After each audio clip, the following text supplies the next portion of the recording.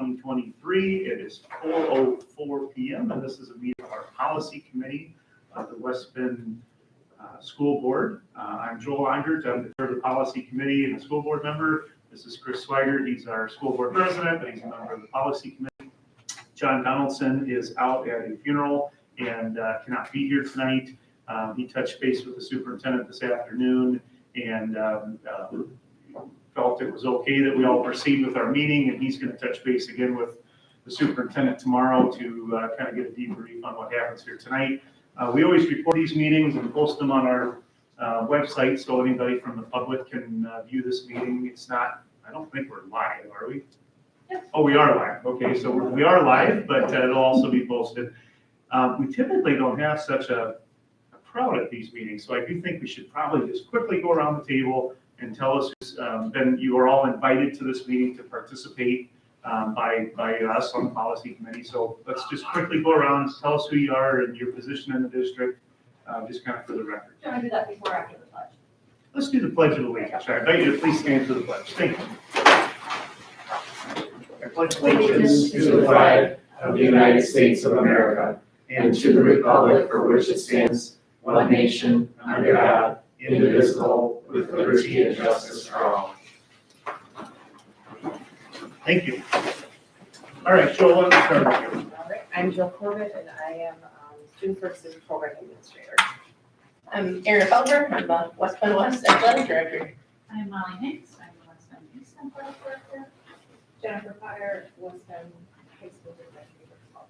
Heather Gilman, Assistant Principal at Silver Grove. Zach Daniels, Assistant Principal at East High School. Jared Kiso, Assistant Principal at West High School.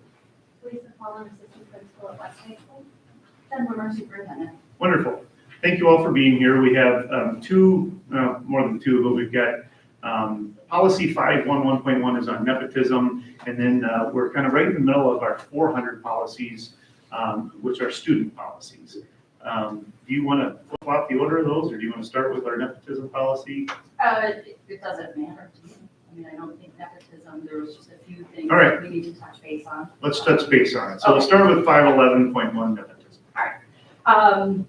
And it's good for them as people who hire and participate in process to hearings as well.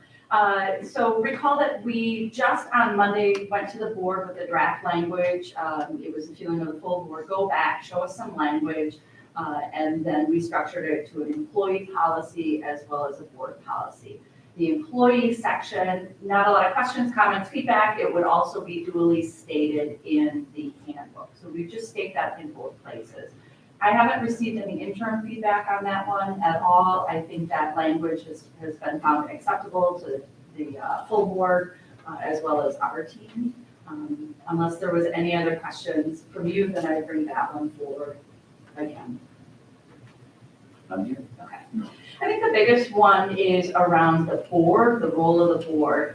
What we had done in our last policy committee was really further define what some of those pieces meant, because we were relying on statute. So taking out someone having to go to an auxiliary document, and like we said, I think we've said it in policy, and I know I've talked to people before, instead of kind of relying on everyone having kind of common sense, common understanding, let's just so state it.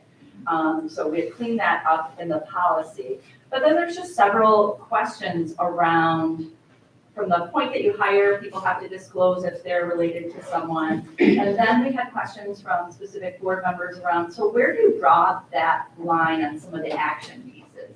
I think Nancy Justman brought up, like, what if, you've got a kid who's a teacher and, we're giving general raises, something like that. If there was a generalized compensation, generalized piece, I think we all get the ins and outs of hiring. You should recuse yourself and those kind of decisions around that. But what if there's some general practice? So we said we get some legal guidance on, so how do you draw that? How do you restrict that? Maybe it's they act on a broader scope, but if it came down to there was a specific conflict, we'd isolate that and then they could recuse themselves from that piece. So we talked about that. We also talked a lot with community members around the timing. Are we better off given the fact it's getting commingled inadvertently with current candidates?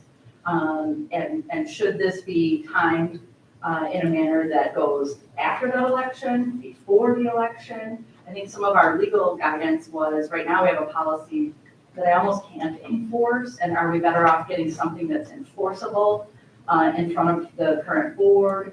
So I think those are all things that we need to kind of think about and engage with, because I think the largest thing is, everyone's committed to making sure we have the best candidates possible, but we also have the checks and balances to make sure there's enough layers removed administratively.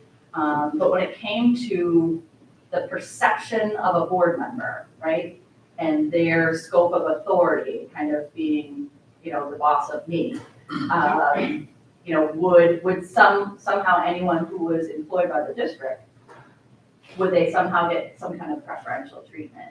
And we liken that to just like board members who have kids in the school district, your kids don't get preferential treatment, and how do we go about that? So I think those are some of the largest pieces of feedback and things for us to continue dialogue on. Are there any other pieces that you could think of that you've heard that we need to kind of incorporate? I have absolutely no problem having a nepotism policy Yeah. as it relates to school board members. Mhm. And I just don't want our district to be at risk of being too restrictive on what a school board member can and cannot do, Mhm. or the other way, that Mhm. we're at risk because we aren't Too lax. too lax on, what a school board member could get involved with. So, that's why I very much appreciate the legal guidance we've had on this. Mhm. And as long as, our legal counsel says that we're good with what we have, that's fine with me. I'm not an attorney, and I'm not the one who's gonna decide who's at risk and who's not, but I think as a current member who's looking at this policy, I just wanna make sure that we don't put ourselves at risk either way. No, I think that's well stated. What I like about this policy is I think it gravitates closer to the statutory law that exists. And we want to be sure that we don't, like you were saying, stray either way. And so for that reason, I'm drawn to the language. But I think we have another policy committee after this where there's additional opportunity before the next board meeting.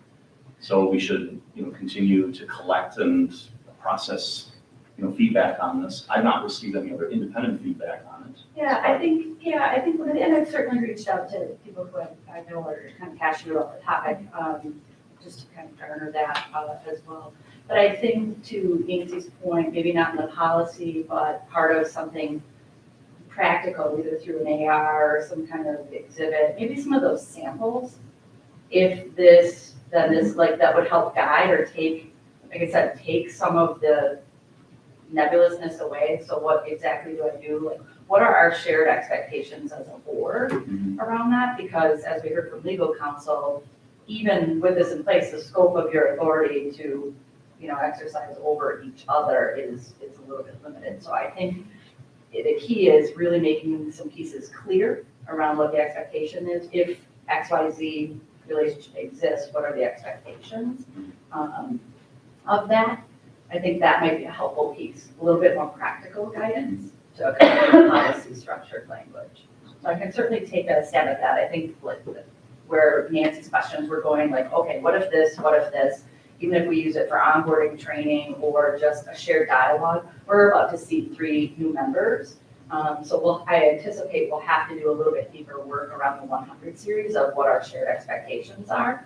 And that would be a really good time to dig in as we are with discipline, kind of the policy and the practice and expectations. So any other pieces, like I said, that I should be aware of as we explore? We've got another committee meeting. Yep, and we know Mr. Donaldson and I are going to be meeting tomorrow afternoon to go through things. Again, his initial statements, much as he stated before, kind of making sure that we have clarity, making sure we have shared expectation, all those kinds of pieces. So I'll do that. Great. I will bring that forward to committee again. Great. Thank you. Emily Melstrand joined us, Director of Student Services. Thank you for coming. Thank you all Sorry, for, I was late. that's all right. Thank you all for being here tonight. Really, really appreciate it. The 400 series, it's not just student discipline. It's everything from student dress code to electronic devices, drugs and alcohol in schools, things like that. So obviously the board sets policy and expect that policy is carried out, but you're the ones who are carrying out the policy every day. And so that's kind of why we thought it'd be a good idea to invite you into this discussion to let us know, are there things in these policies that are either outdated or not being followed, or, you know, whatever we come across in here. So I think that's kind of the main intent of having all of you here. And again, I really, really appreciate you coming. So we did actually some pre-work in teams and digging into the policies. For those who are following along at home in board docs, today's meeting date and one at the table here, there's two pieces. There's a PDF of all the policies that we're going to go through and talk about this evening. And then there's a PowerPoint where I'm kind of intersecting the policy to practice and really just garnered what the language is in our student and family handbook. Because I think that's a really big piece. We talk about, it'll feel weird, but we talk a lot about proactive supports and all of those, and we're giving reports to the board on what that looks like. This is really getting into what are the expectations and what are the consequences for behavior, and what's the board authority. And I think there's room to fix our communication in our student handbook in connection to these. So I'll just walk us through. Great. So again, this team, many different hats at the table, whether principal, AP, those at central office, and then your athletic directors.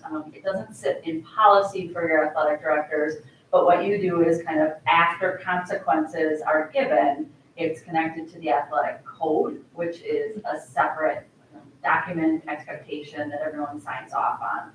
And then there's a whole menu of sanctions for those participating in any co-curricular or athletic. Anything else you want to add to that? No, thank you. Yeah, right. How do you, maybe just for them, how do you, you're not in the handbook per se, how do you educate students and families around those expectations? All athletes are required to register on Family ID. And on Family ID, there's a whole, it's a whole list of things that they have to sign off on and be educated about. Concussion waivers, cardiac arrest, you know, those types of things. Same with our athletic handbook, code related. So it's all rules, procedures, expectations. So if anybody wants to be a participant in our athletic programs, they have to be registered on there, and then it's, since they're cleared for participation. And then we have a meeting as well with all the parents and student athletes at the start of the year to go over the athletic code and the expectations. We go through everything. So it's all linked to our websites too. We have the handbook on there, and it's pretty clear and concise. And then you're connected with your, administrative team. You yourselves are administrators at the high school, so you're in the loop on student behavior consequences. A lot of theirs is also governed in addition by our own policies, the WIA, and that's around the, governing body around athletics.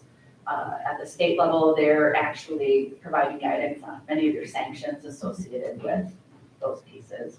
Anything else about that interplay? I think you just make sure you're in alignment. Yeah, I think the WIA has a lot to connect with like the grades too. So for when we are doing grade checks, and want to make sure we're doing them the same as everybody else. And then we have a process for discipline referrals as well when, students are suspended or whatever. We have communication that follows suit when those situations arise, and then our office is alerted.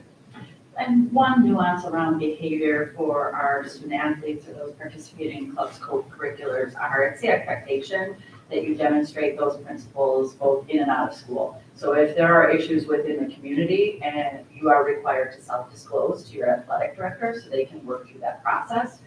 If you're caught not self-disclosing, that kind of snowballs your consequences. So students are having conversations when they've made mistakes, and it elicits consequences here in school, even if it's community driven. But I think that was one of the pieces that we had talked about. We started talking about the 400 series as a team a while ago, and we were talking about the intersection of policy and practice and how are we holding kids accountable. So even just through that separate avenue, there's academic accountability, responsibilities regarding conduct, and the interplay of an additional layer of consequences. Any questions for them around the athletics and everything, how that works? It's a good process. Remind us, and you may or may not know, maybe some of my friends who have been at middle levels, how do sanctions work for students participating in athletics or clubs, co-curriculars at the younger grades? It's okay if you say you don't know, you're like, well, anyone else has been at that? I don't remember it being the same as it is at the high school. I don't know that they followed the WIAA. I know that there were grade checks for students, and they had to have things signed by teachers. I don't believe that out-of-school suspensions played into that consequence the same way that it does at the high school, but I know I did have conversations with the athletic director about student-specific issues and then determining if they would be sitting out a game or what conversation needed to be had. So there's a connection to, but maybe not as structured, so that might be an opportunity for us at the younger grades to really convey that to the students as well as families, because it seems to be really intensely communicated at the upper grade, just an opportunity there. Certainly we have that ability through these pieces, but kind of it adds another layer. So in the series that we're talking about tonight, it's the general 440 series is around students' behavior. So we've kind of isolated that bucket and talking through. If you look at 440, it is a general, it's that first policy. And I'm noting that when I looked at the student family handbook, which is present on our website, and everyone has to sign off that they received review. And then I know schools do kind of a developmentally appropriate review. If you're at the high school, you're taking some time in homerooms, same thing at Badger, probably Silverbrook, you're kind of going over your school expectations, consequences, you're going through teaching. You certainly heard us present probably ad nauseum around kind of that teaching of behavior. But that was kind of the intersection we were looking for. I found the handbook silent on several fronts, and I think that we have an opportunity here to really beef that up. And create that. So when I look at 440, it's a general, it's usually student rights and responsibilities. It seems to be some district language. Districts who have a 440 in place, there's no template language for that. But sometimes in some districts, they're talking about the student rights side. We seem to focus on just the student responsibility side. It's kind of giving those pieces, but if this is kind of a general standard we're setting out, we're not giving any kind of preamble in that handbook on those at all. So take a look. There was nothing that anyone objected to. It just seemed like, should we be flushing this out in some way? Should we, might this be one in the overarching that we maybe take to some of the student groups that are assembling in the high school? We started talking about policy to get a little feedback. It's just a very general piece. Any thoughts from anyone in the group on this one?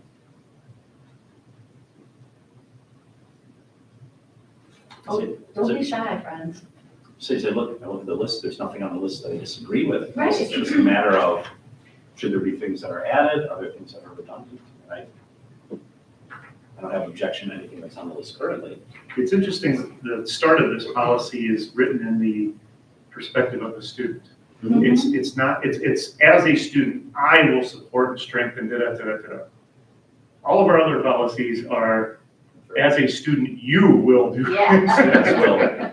Students will, or students are expected to, or whatever. So, I mean, I don't have a problem with this, but Right, it it's should be. interesting that's the way that this is written. Because That's a good point. you take this to a student and say, well, you didn't do this. Well, it just Right. says I'm expected to do it.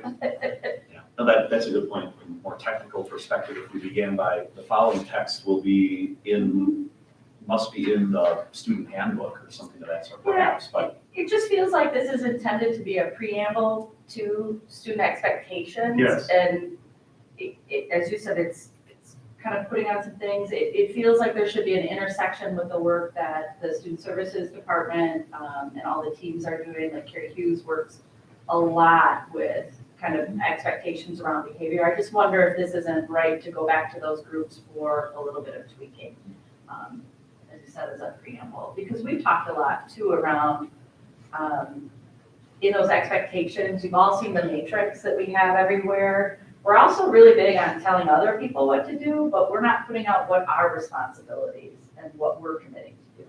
So to your point, making it a student expectation, a staff expectation around this. I just think that from my perspective, and again, my silent friends. We're starting to really assemble some great voices at the high school, great student voices. I'd be very interested to put this in front of them and get some feedback about what this means to them. It's a lot of words, and I think students will see that as a lot of words, so I'd love to hear, what do these words mean to you, and how are you understanding this, because we're expecting you to do this. So if you don't fully understand, we can have all the posters up that we want and the words up, but what does that actually mean, and how are they living that and feeling that that's their responsibility? That's a great idea. I do like the idea, you're right, it doesn't acknowledge student rights. It really just talks about what you're responsible for doing. But the converse of that is, what rights do you have as a student? And then how does that impact when people aren't adhering to their responsibilities, it impacts somebody else's rights. So I'd be curious to see what our high school student leaders thought about that too. And there's some general statements around that. It's really giving you and showing you have some rights, but you know what, your rights aren't absolute as a student either. And it's kind of reinforcing that authority.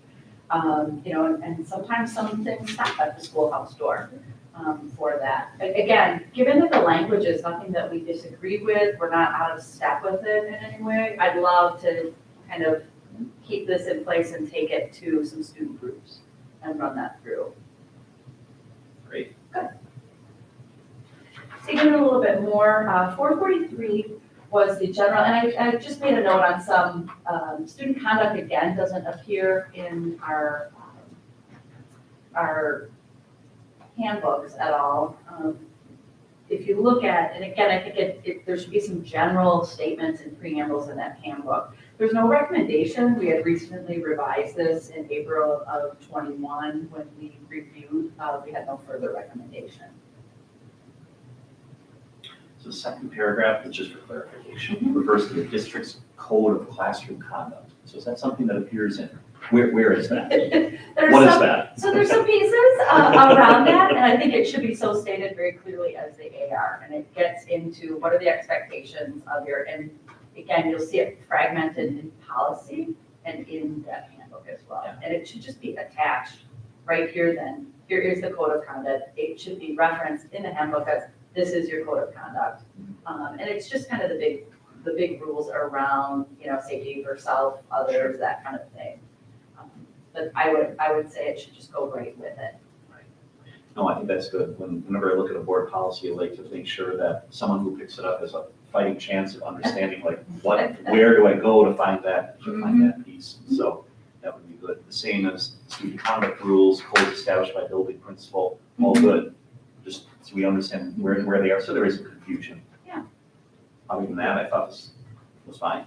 Yeah, like I said, it's some nice umbrella language about getting those pieces connected. Any other thoughts from the group on that? Again, this would kind of serve as preamble in those handbooks. From here's your overarching expectations.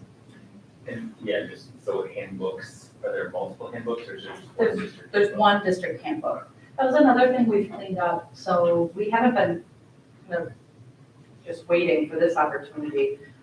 Since I came, we cleaned up. Every school was putting out their own handbook. Handbooks are a district thing. They cannot be done by individual schools. And it's not clear communication for a family. If I have 3 kids in 3 locations, I don't pick up 3 handbooks, someone's gonna say something a little different. It's the district's responsibility. So we kind of took in all those pieces. And there might be some specialized instructions by level, like, oh, here's our attendance line, or here, so and so. We included that, but we've cleaned all of that up in the last couple of years with the help of the school teams. The next was student dress, which was a super hot topic this fall. And there was a lot of confusion because there was a lot of finger pointing that we had somehow changed policy. And we never changed policy. The policy has been the same for quite a while, as you can see by the dates. But what did occur was that specifically the high school started enforcing that with consistency. And that created a lot of angst, confusion with the students. And I know kind of Randy was the interim principal, the team was certainly there, and Jen Potter coming on board, talk with students around that. There's plenty of room for the students to be involved in how it's interpreted, how it's enforced, and again, that kind of was an example of student voice. But when we look at this, we didn't have any further kind of recommendations on the policy language, but this is how it's stated in the handbooks. Because it's getting at student safety and that you're in a learning environment, right? You're not at home on the couch. It's almost like a quasi-work environment and expectation. Because there was a lot of, clothing is a identity and self-expression piece for many kids, and there's just a lot of perception on the whys behind when you kind of curtail dress. So I have no problem with our policy. It's pretty dang generic to me and pretty plain and simple. So as far as what the board has authority over, which is policy, I think our policy is just fine. And when we reviewed, we thought that policy piece was fine and left enough room. I think the biggest concerns were coming out of the high school students, and that's something that you and the students are working through as a student government opportunity. Anything the high school wants to add around that, anything we could do in the handbook part to clean that up on behalf of. Do you have a dress policy or dress code problem in the wintertime? Not as much. The numbers aren't as high. When spring comes, fall's coming, fall came, went, and then spring comes, it'll come out again. Oh, yeah. I feel like not as much, but there are a lot of the female students that will wear kind of a midriff top under a sweatshirt and zip it up, and then at times we'll have it unzipped in the hallway so that you can see the midriff, and then when they come in and talk to you in the office, they've covered it up. So I think, like they said, we'll probably see it more in the spring when it gets warmer, but it's still something that you see in the winter months as well. And it's a really kind of all over the board practice as far as what other high schools allow and don't allow. Some it's just like we're not touching that, at all, and others. But again, I think ours was around the communication point and the enforcement, and it felt really different for kids this year. What do you think? Because it's really largely a high school concern in this respect. Our reporting has been a lot different. So instead of teachers addressing students and having that power struggle with them, Sure. it was just the teacher would let the office know and the administrator would then have a conversation. So it kind of surprised students sometimes when they come down to the office because they weren't being addressed. They weren't being addressed by the teacher anymore. That power struggle has been taken away and has been brought down to the conversation in the office, which has helped a lot of the classroom teachers avoid those disruptions to class. It's helped with the consistency of staff addressing it as well, because you get away from the, individual, teacher A may feel comfortable having a conversation with someone, whereas teacher B, maybe not, depending on what that relationship looks like. It's totally taking that variable out of the equation and just collectively allowed us to address all things that are happening and being reported, because it does kind of take any possibility of that power struggle and gets away from the staff. I don't know, go ahead.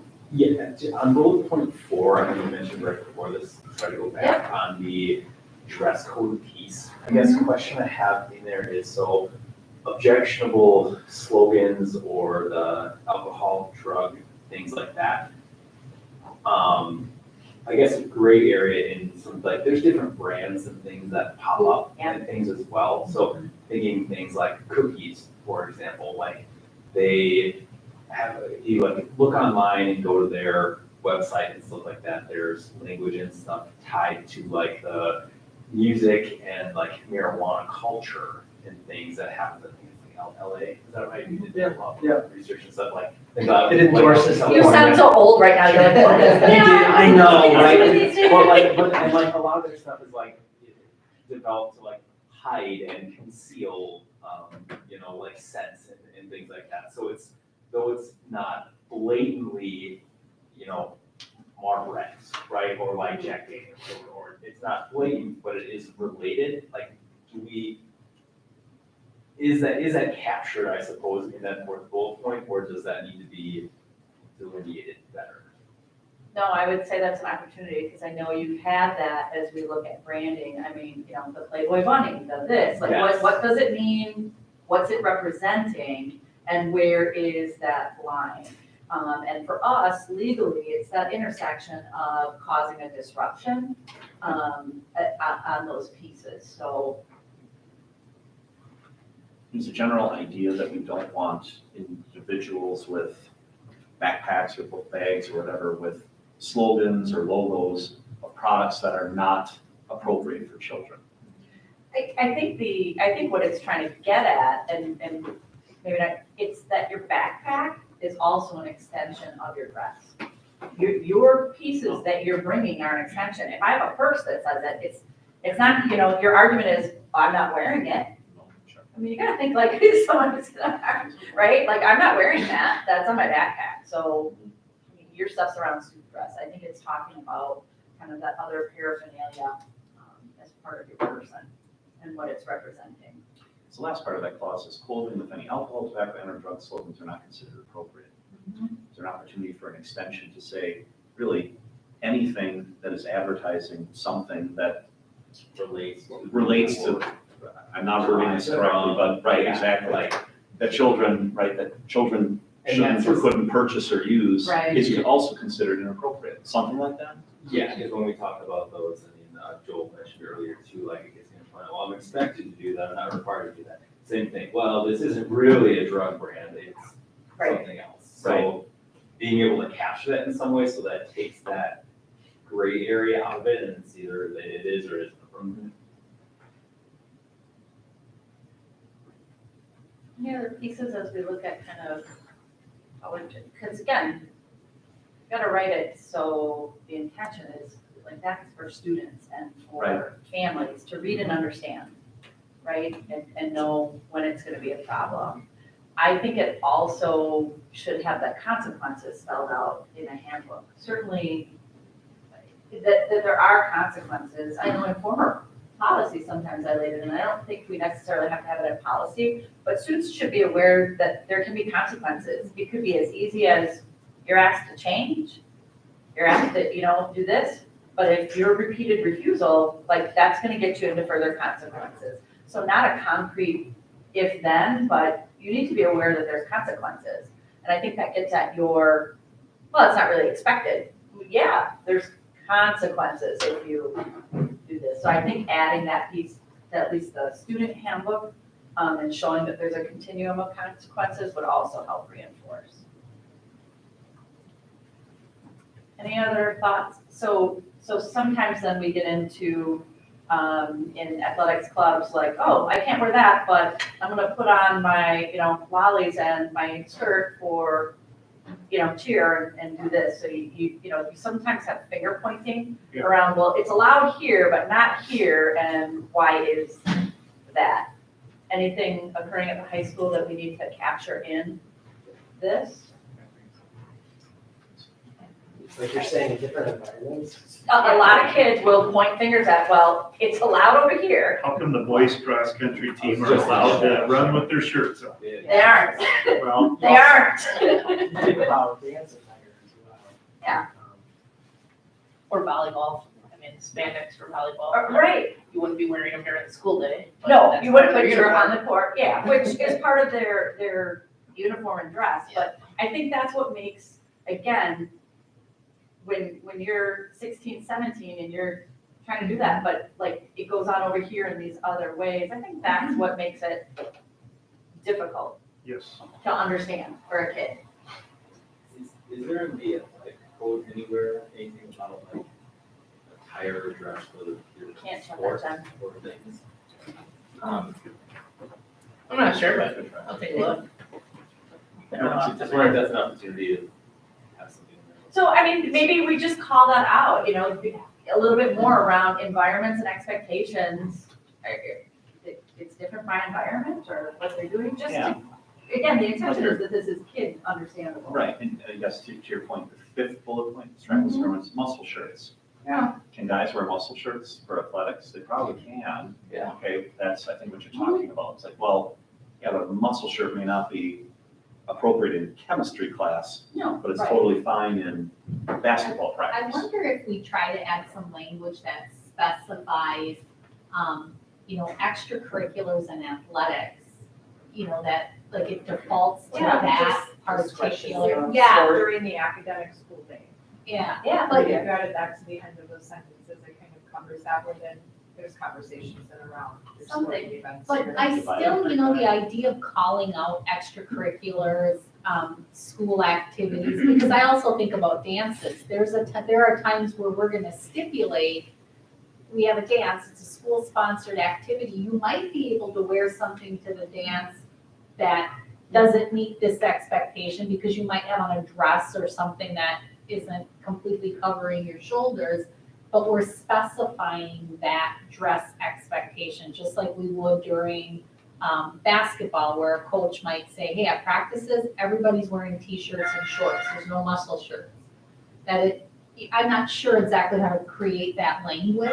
this might be good as, as your high school team looks at this, helping us write this in kind of student-friendly language and So- having shared understanding. I think that they would be good at, and the policy we said was sound, but the handbook, I think, has opportunity. I think really going directly with students and talking it through and clarifying, because to your point, if I'm 16, it's like, sometimes I have to follow that and sometimes I don't. And I'm not clear, so why? And then, as you said, then you've got different kind of arguments on your doorstep because they can't navigate that. Well, and it's sort of generalized language, excessively rich, that's sometimes where we have to calibrate Right. together, and we're like, is this What is this excessively? And it, regardless, it's distracting a learning environment, that's why it's brought to us, but we have to be those deciders of that, and it'd be nice to have a better understanding of what that means. So I think, again, this is the handbook language, so I think having students who are directly impacted have probably a stake. I'm happy to come over and help facilitate that with the team. We talked about it certainly in fall, and I said, I'll help at any point, so just holler if you want me to do that with you. But I think there's some opportunity to clean that up for kids, but policy, it was good. Yeah, so everybody knows, the policy has not changed since Nope. 2018. And if the weather turns nice and this becomes an issue again, it's not that, oh my God, the school board changed the policy and they're coming down on us. This is really student handbook driven. Obviously, we had a board meeting in the spring where we had 15 kids coming to talk to us about dress code, and everything from sexualizing women to these are the only types of clothes that are in style that we can buy in the stores right now. Right. So it's a tough issue, My wife and I joke that just wait 2 weeks and when it turns cold, it won't be a problem anymore, and that's kind of why I asked about the weather. But it's gonna turn nice soon, and it's probably gonna be a problem again. It's snowing tonight, what are you talking about? Perfect, so policy stands, just engaging students in cleaning up that language, making it more meaningful, and I think there's a nuance, having been kind of elementary principal, your dress code is around safety. You're not wearing flip-flops on your playground or in PE class, you're not gonna wear hoodies with strings when I'm going down slides, it's a little bit more geared, and you can call that out of kind of what that means, because some people might gloss over it and think, well, this has nothing to do with me, and it's all high school, kind of thing, so we can clean that up. The next policy is student conduct on buses. The policy we thought was up to date, but we would want to revise the handbook. The handbook language is on the screen in front of you. But again, the policy just lays out during, whether it's the regular day, it's any kind of activity sponsored by the school, when you're on our transportation, whether any of those pieces. The only thing that you might want to consider in this, while it is up to date, you might want to consider any transportation. There's a lot of van transportation. It's not just a traditional bus. I would consider adding that to the policy so they understand that the expectation crosses over any type of district transportation. I'm Makes fine, sense? I'm definitely fine adding that, Yeah, yeah. that's good, Ann.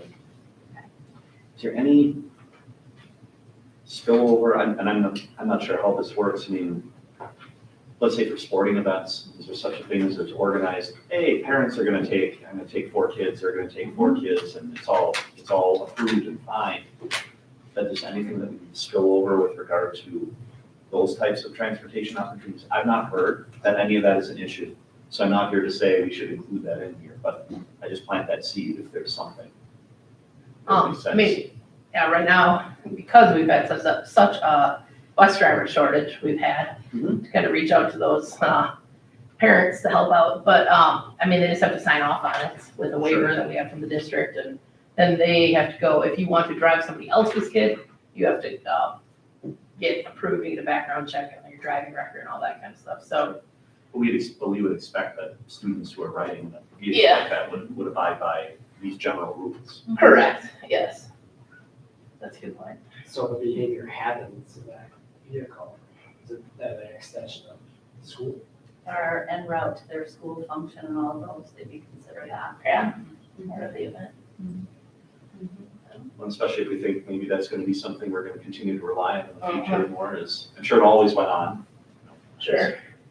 I'm Parochial thinking grade too- school, all parents drove each other around. Right. Back then, we rode around the back of people's pickup trucks and it was all fine, so take that with a grain of salt, but my point is, if that's something. I'll look at something the to think about. interplay of self-transportation, Sure. or even if it's not our vehicle. Right. If it's, and if we gotta clean that up, but I'll clean that up so it's inclusive of all transportation, look for some language on that. We have one certified bus driver in the room. Oh, that's good. That's you. So Lance went through the process and got his CDL, has driven, has lived and experienced it as well. So the nuance of, it is. So anything, Lance, from your perspective, having been in the driver's seat, so to speak. That's a good one. This is my dad joke for the night. The only thing I was thinking when I was looking at this is, do we need to include language about bus passes? Oh. So at our school, Yeah. we'll have, I'm staying over at your house Mhm. and riding the bus with you. Do we want to include language about that? Yeah, I think so, absolutely. Because again, the intent for students and families on what's on the screen, and it's not clear and it's not stated anywhere around what that expectation. Any other ads or any other pieces?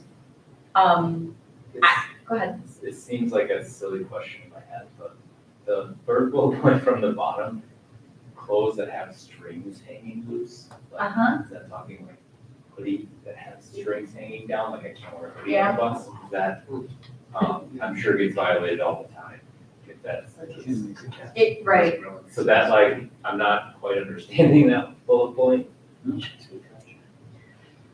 I think visually too, your eyes are gonna glaze over when you come to this section, and I don't think that students, we engage with students in having a conversation at school, but maybe students and families wouldn't, you kind of think. I think there's some ways we could visually chunk some things around kind of what general safety behavior is, what my behavior with others is, just to give me some visual definition on that. For them, and maybe some of the links around that, we've got great videos on what that looks like, kind of those expectations. We've got some language from some of our positive behavior stuff that is not present in here, and I think that matrix of what does that look like and what's the expectation should be That's in not a there. bad way to frame it. I mean, you could frame it around those descriptors like that. It's Right. Responsible. Yeah, I, Respectful. because schools have done such really good work and it's so visual and it's all over your school, I think it should be probably look the same in here too. I guess when I'm reading this, like, it's partially crafted this as expectations and rules, and the other part are safety procedures. Like, Right. what we're Yeah. trying to like protect ourselves, so almost like if that string gotcha, it's like, well, we told you, don't wear the string on the bus, you're gonna get caught in the door, and this is what could happen. And it kind of reads like that a little bit, where it moves down to like, if you drop something, don't pick it up, get the driver. But we're, obviously, if a student picks it up, and we're not alerting the principal that a student picked up, like there's some pieces that are just reminders of safety, and that's where I feel Why don't maybe we the chunk out is. do a couple things. Do the alignment of the language with some of our matrices from schools, so if that's shared. Why don't we double check with our bus company and drivers to make sure we've captured what they see and need. And then two, like Lance's thought around bus passes and stuff like that. When we kind of mention updates, we'll put this out to draft to families and garner some input. This is a handbook for them, they're the audience. What's missing? You've lived a year, like you needed to go find something, what was missing in your handbook that you didn't know how to do? So we'll just ask them to pay attention to that overall as well and get some feedback. Any other pieces on bus?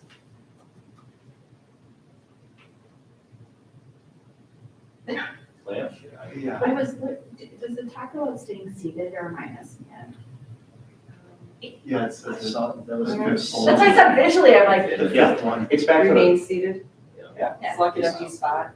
I was thinking exactly the same as you. It really is this blend, because not that this has to obviously perfectly match the Yeah. board policy, but the board policy talks about you have to conduct yourself in a way that's acceptable. So I've drawn, for instance, the last bullet point. Don't swear, no profane language, right? That falls into behavior. But you're right, there are these safety elements as well. Like, the one right above it, if it's dropped near the bus, don't pick it up. That's a safety thing. Is that exactly a conduct thing? That's more of a safety thing. Right. I think it makes sense to maybe kind of divide those, because otherwise it gets all blended together and it's hard to tell one from the other. I think there's a lot of work we can do on this, clean it up, do some draft sets on principles and then kind of move it out. Excellent. The next one is student use of tobacco and related products. This is not a current policy. Right behind it in the packet is 831. That's where it lays out on the second paragraph, students are prohibited from even possession of. So that's more on that. If you were kind of writing something to go in place, you still need an 831, right? Because grown-ups can possess, they just can't use. No kid can possess at any time. So you still need the 800. So this is written as a complementary piece. It would be completely new language for consideration. We get into a general items are prohibited in the handbook. Alcohol, weapons, illegal drugs, e-cigarettes, vapes, all of that kind of stuff. So there's a really generalized statement. And then it talks about it's just giving you that synopsis of board policy 831. But you don't really find it other than don't bring it on that list in there. So I just brought forward some sample language around if we had a very specific student one.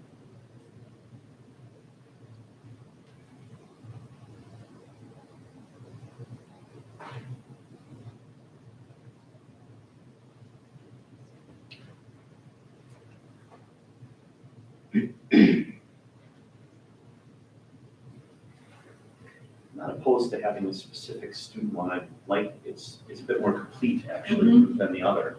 I see if we would keep both of them, there's some cross references that would need to be, there'd be Just clean up. duplication, we need to clean it up. It also gets into the enforcement and consequences piece around your actions as a student. Sorry, that's gonna show my lack of ignorance. So to purchase legally cigarettes is at 18.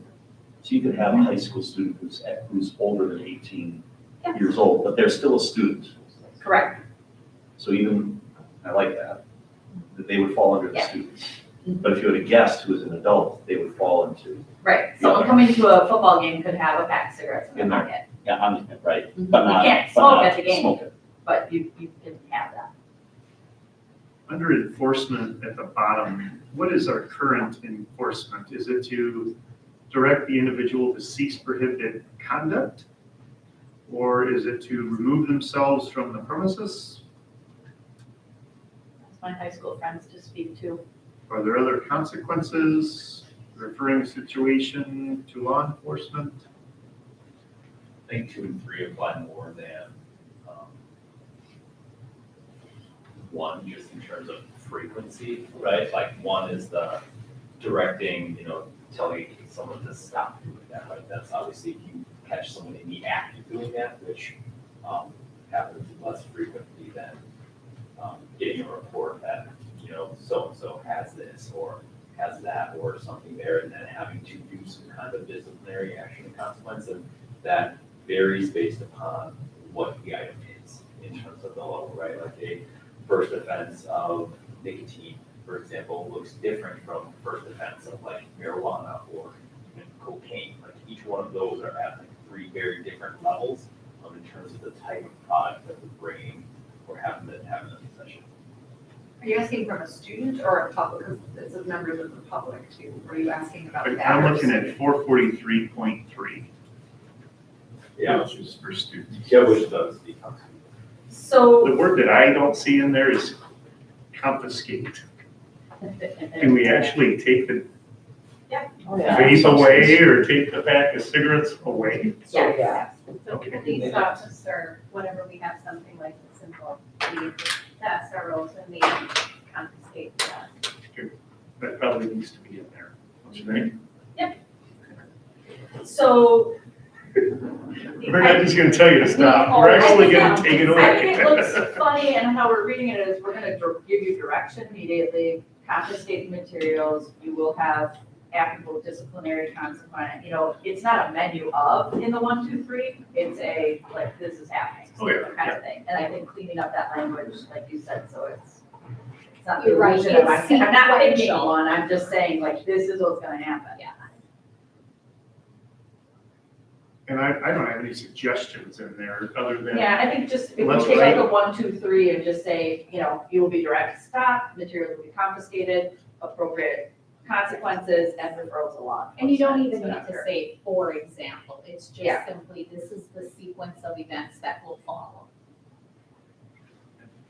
Right in Well, there you want- wherever you're ready. You want to say, for example, Because we only want because to jump to 3. if you jumped around, you don't want your own policy language to negate the consequence. You didn't follow this, so therefore, If you didn't follow it in order. yeah, you want to give yourself flexibility there.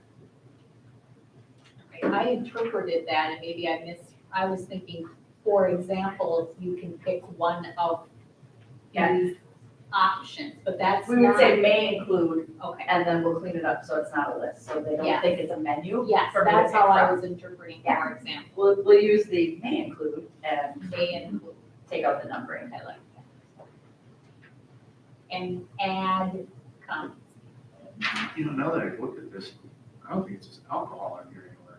It's only about It's tobacco. only- Yeah, there's a different one for You get a next one Okay, for that. Next up, Here it is. alcohol growth. Okay, All right, now you can do that. gotcha. And again, I'm gonna jump back. That's just a general, items prohibited in schools, and says alcohol. That's all it says in the handbook. So this is much more comprehensive. I think, again, you've got a missed opportunity to expand your handbook language to really say X, Y, and Z aren't allowed, and here are consequences for that.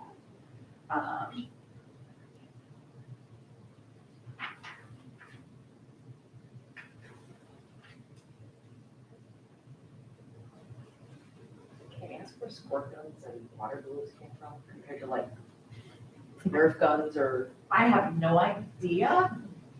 Here's Maybe some of those fads. Airsoft, like, I mean, like, yeah, that's saying there's so many other ones out there. Squirt like guns that. and water balloons, what's the game that they play every spring? Water balloons all the time in our elementary. But, no, what's the game that they all play in Oh, yeah, teams? yeah. I had to put out a whole safety thing on it. That game, Huh? that was. Water Wars. Water Everyone has their version of Water Wars at the high school. I mean, it could be related to trends. I don't know. That one predated me, but that could be it. That's been around for a while. So do we not use water balloons at elementary schools then? My question was not putting. Water Day's gonna be a sad day. Yeah, why don't here? My question was more like, should that just be, like, the Students shouldn't bring them on their own. Yeah, there you go. But, you know, we can have them at school, so that needs to be cleaned up. And I think it's really, I mean, to take on to that, it's not just about sport guns. We don't want you to bring airsoft guns or anything that looks like a gun to school. That's what I was trying to get, like, not just things work. We'll get into that one in Okay. a second. Okay. But again, this is, when we look at what's in front of us, student alcohol and drug use, Okay. the So right now, only bullet we have, that's it, that's all that handbook says around all of that, Yeah. which is not enough. Right. Would it be anything about prescription drugs, like that kept in the clinic, is that somewhere else, or? If you look at, it talks about medication practices, which are a separate set of policies. It may say here, it may talk about medication. So in the student medication ones, it lays out what you can and can't self-carry and the authorization needed. So even if it's, a prescription med to the student, they can't self-carry unless it's, the only thing we're self-carrying in schools are EpiPens and inhalers really, and they're still authorized. So that's laid out with medication policies.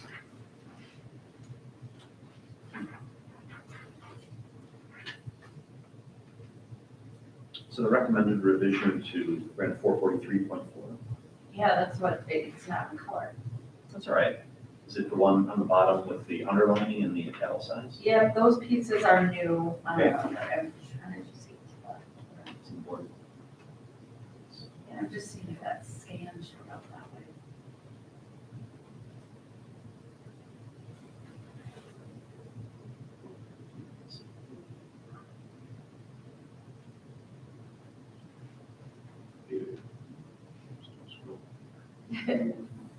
Yeah, it shows, it's the same on the website. Yeah. It's,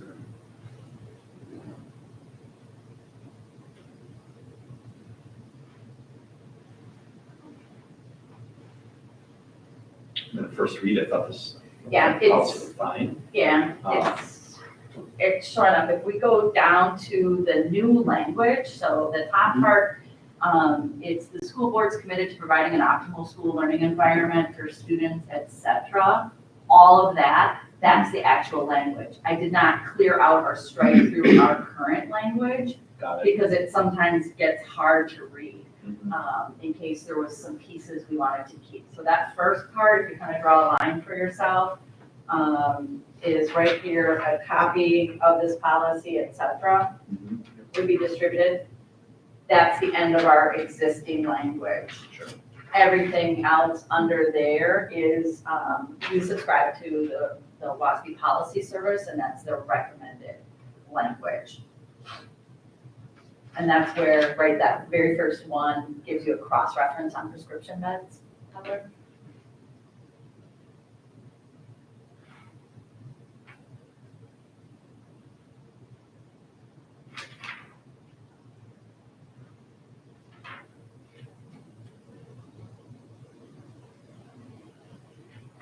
I'm fine with the Yeah. language, It's right? all right.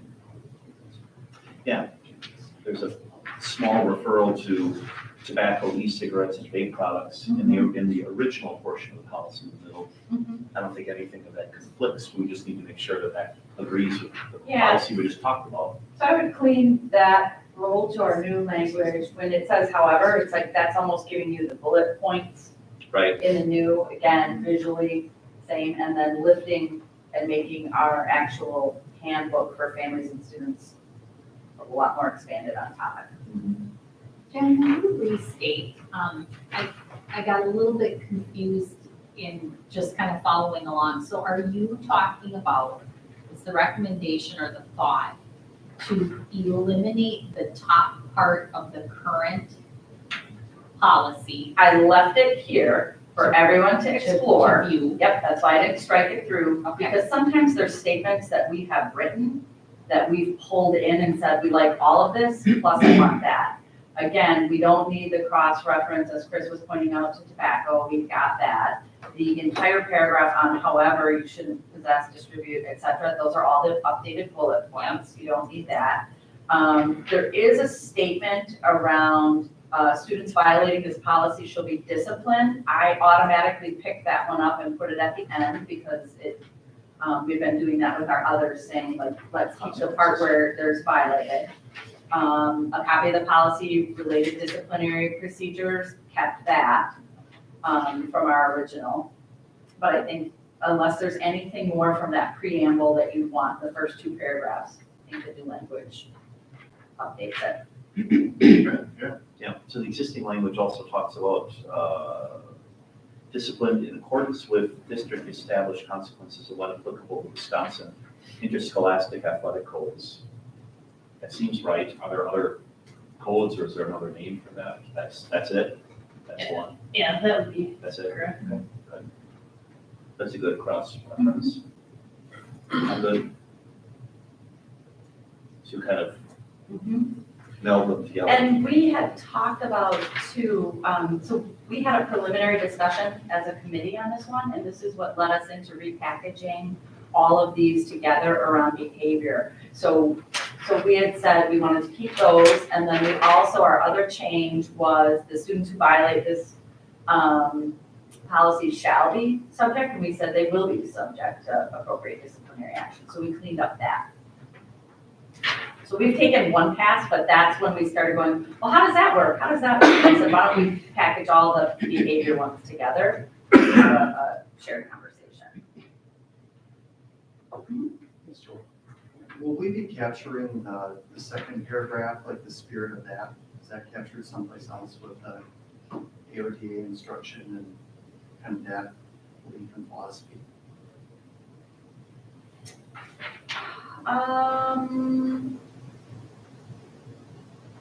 No, Emily, we put that in, there was a different one we put that in. Remember around our proactive and. This is the paragraph, the original one, the district's primary goal was to see that paragraph down.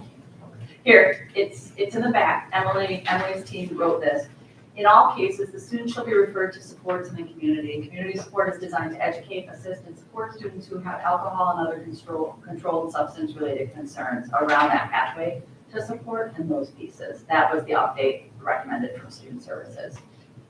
So that's like in response to an incident happening versus instruction as a proactive.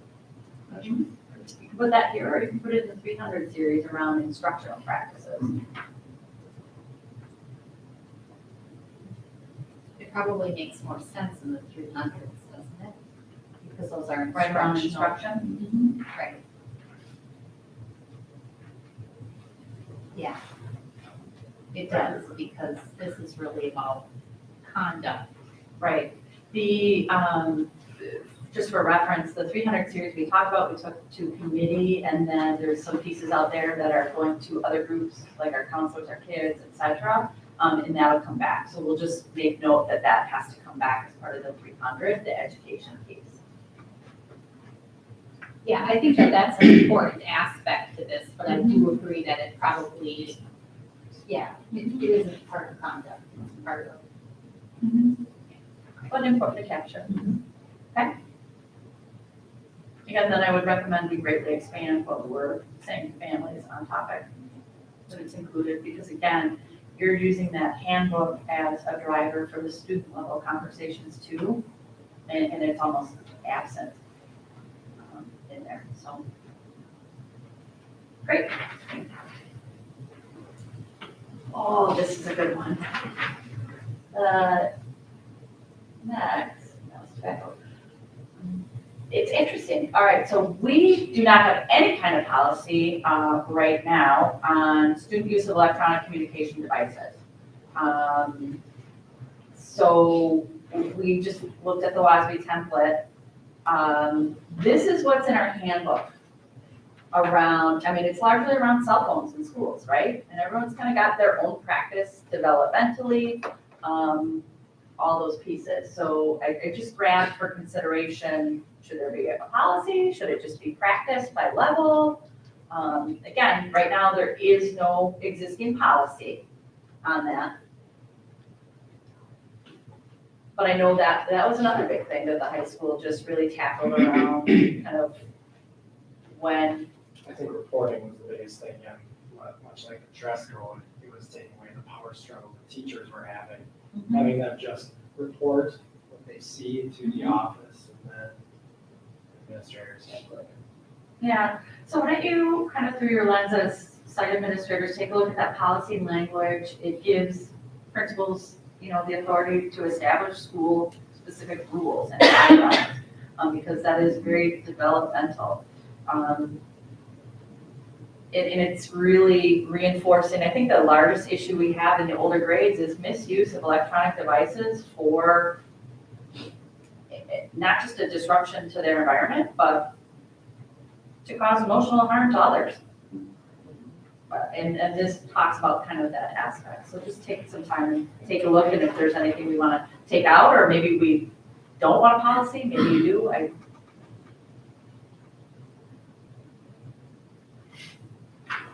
This also, for principals and APs, like you said, you talk about the power struggle and your authority to confiscate a phone, your authority and where it's limited to execute a search on a phone, your interrelation with the law enforcement when it comes to that as well.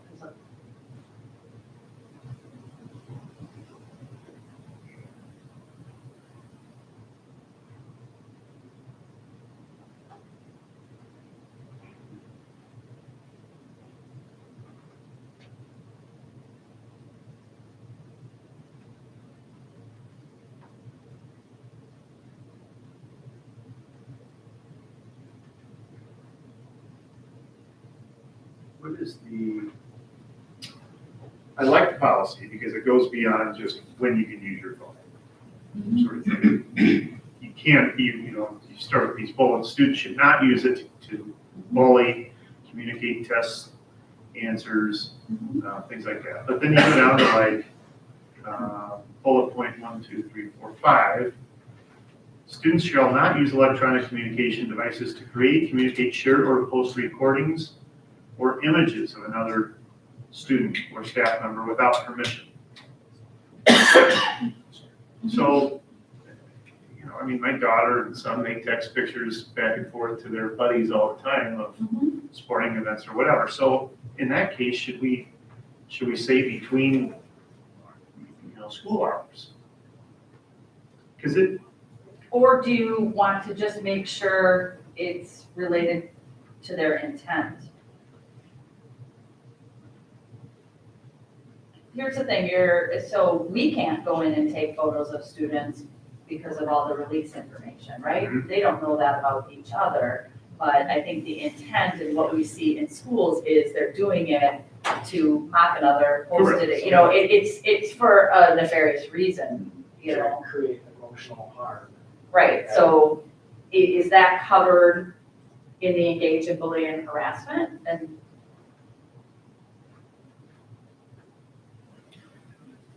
Well, that's a good question, because when I read the opener, this policy intended to apply to students when they are at school, participating in school-sponsored activity, and all the times when they're subject to the authority and supervision of district officials. So it would be, Friday night's basketball game. Yep. That's my point, yeah, or at McDonald's, at 5 o'clock on a Thursday. That, all right,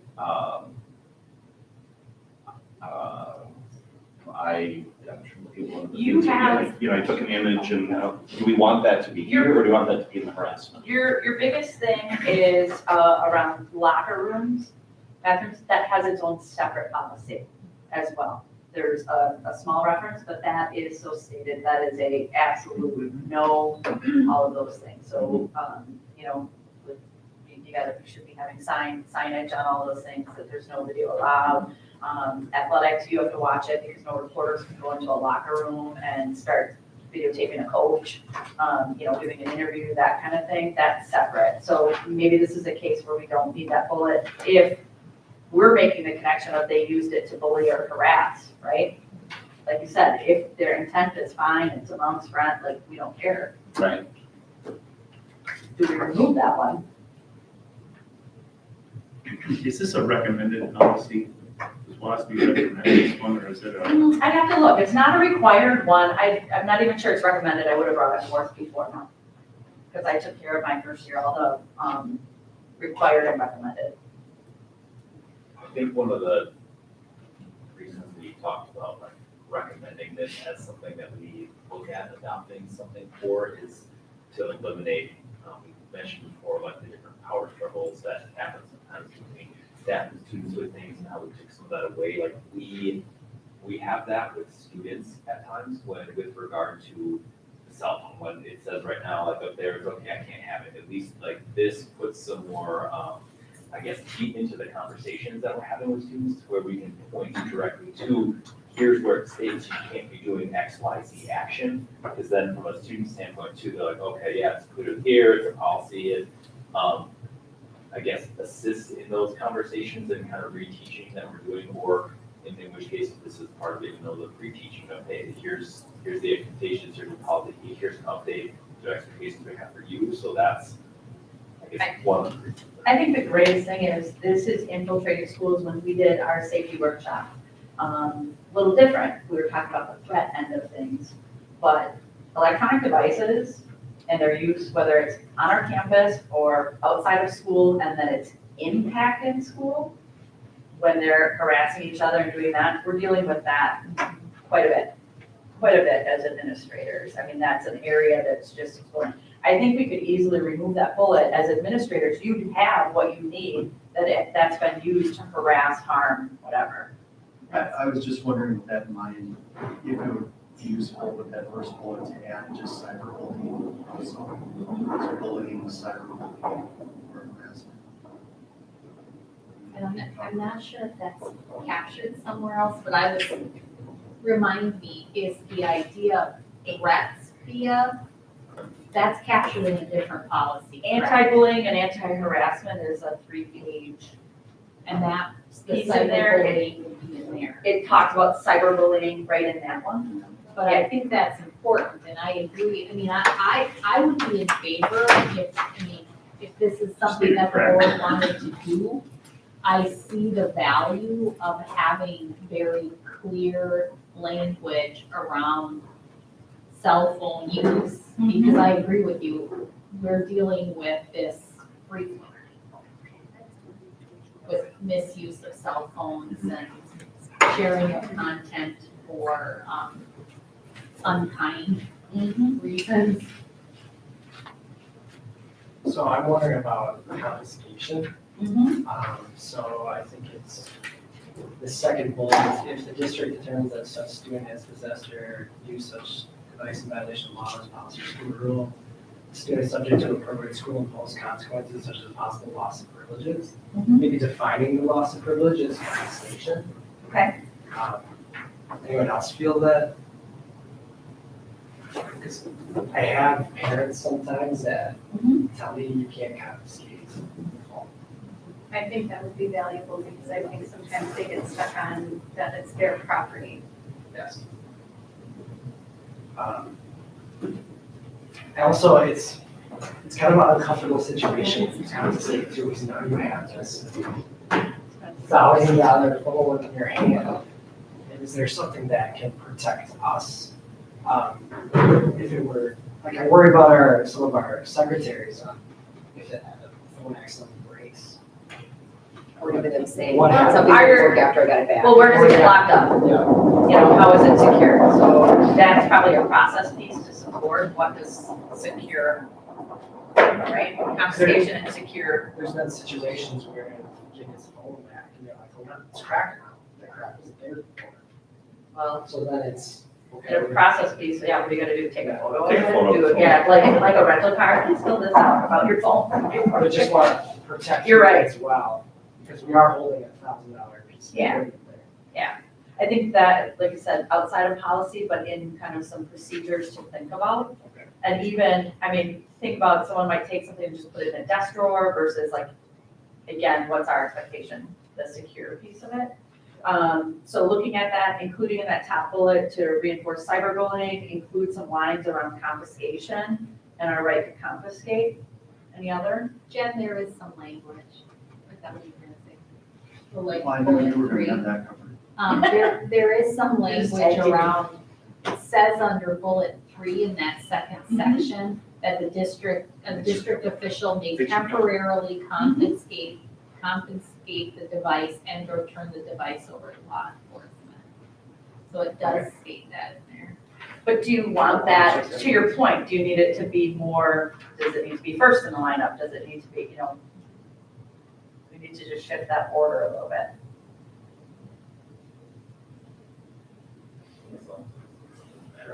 Yeah, I guess it. And again, this is finally getting some language for you. It doesn't exist right now. With that, or fifth bullet down, the one about sharing and posting, so did we determine that we would remove that one because it's a little too broad? We talked about that in the kind of we capture it under intent. My thought is, so the intent in that piece of bullying and harassment, but I'm thinking also it gets very exciting if there's any sort of altercation and posting those types of videos. And Sure. I'm wondering if under the third bullet in the top, if we could add, so it's any recordings or conduct that's obscene, could we add violence or some way to kind of capture if there's. Well, it's illegal. I mean, it's not legal. You're issuing disorderlies if there's fights, that kind of thing. But to your point, how do we clarify that language? Illegal, including disorderly conduct, right? Yeah, okay. And go back to the opener on this. Yeah. Tend to apply to students when they're at school, et cetera, basically when they're under the supervision of the district. So I look at, and I know this is silly, but therefore it's okay after hours to communicate test answers. I mean, is there any conduct here that really you wouldn't want someone to do at any time? Yeah. Why is it limited? I realize in some of these cases, Right. well, the only way you could do it is like during the school day here, and so it is, but I Well, guess I it's just when question that a you little bit. captured it on our doorstep and Right, but like you said, if that's considered a preamble. right. That's Chris, all. you bring up a really good point though. Really? And This is like the lawyer picky stuff. so- Because this This is is what we're something dealing with, I've literally been having this conversation in the last few days, is how do you determine the intersect between this type of behavior and school? Yeah. So that's a really good example that I haven't thought about, but it's never okay to share Right. test answers. But some of the behaviors even around cyberbullying or sharing content that's unacceptable, we work really hard to kind of determine at what point is this, you might have sent this last night at 5:00, but it is impacting our school environment today Right. because you've shared this content and it Right. negatively impacts this child's Mhm. emotional safety being here today. Right, So that is a good point. If that's in that first paragraph, we want to be careful about that because there are times we're going to issue disciplinary responses, even if that behavior occurred 6:00 last night because it's impacting us today. right. So finding a nice, like I said, I mean, we've been engaged in that quite a bit, a nice statement around that we're gonna enforce things that come into our school or impact its operations. Yeah. Yeah, human Wherever things, that occurs. Right, So tiny piece in the preamble. Yeah. 'Cause, yep, you're right, you're still gonna get in trouble for that. And I think that would help us as administrators, because that is a question that we'll talk through, like, well, wait a minute, this happened last night, but man, it's impacting the safety of our school environment today. And I don't know about those of you who are kind of the front line for that, but I think it would be helpful that Yeah. parents and families understand. We have a lot of discussions on, this is coming, it's now leaking into our school and causing disruption. Yeah. Now it's time to take a look at it. But you have to have conversations with others. Really, Yeah. as a team, figure it out together. It comes down to like that level of disruption. Right. Like, is it substantial or is it? Annoying, yeah. Yeah, right. Pesky. Do your student athletes really know and understand or abide by all of that, is there anything that we need to do differently? Like I said, it's in here on locker rooms, there's a special one for that, but, you know, when you're all friends and you're doing it, we just won a big game and we happen to be in the locker room, Yeah. that's gonna happen, like, how do we? With TikTok, it's, Yeah. Yeah, well, Tim's working on TikTok here, so we'll work on that. Good luck. Yeah. Good idea, but No, that's, Because I think that's real, you know, like you said, you get caught up in a moment of something and they're not thinking about the ramifications of and we have something in here on, Mhm. you know, not using your phones in the locker room, right, but, yeah. just how do we, When how do we they're, when keep they're celebrating, reinforcing it's the nothing expectation? negative, but yeah, that's I mean, like, that's something that Potter at our meeting, we talk to it. We speak to that, like what you post and what you share, but I think it goes back to, I think we're all in on kind of going over the handbook as a piece, a precursor to coming to school, right? Parents have to sign off on it, we're doing due diligence at that time, and then you've got some shared expectations that you're reinforcing every now and then, but it's like, how do we keep that alive and in front of kids instead of like, well, that was 3 months ago, because the attention span Yep. of Right. something that, like I talked about 3 months ago, you know, just as we think about kind of reinforcing expectations, right? Okay. Any other pieces on the language? Again, if something comes up after we've had discussion that, you know, makes you think, aha, you just reach out to me and then we'll talk about that and include that, but, and again, then aligning our handbook language so it's a little broader and it includes that, especially that confiscation piece, that right? Because again, parents sign off that they received and read, you know, that they're in receipt of this, so I think it's important to put there.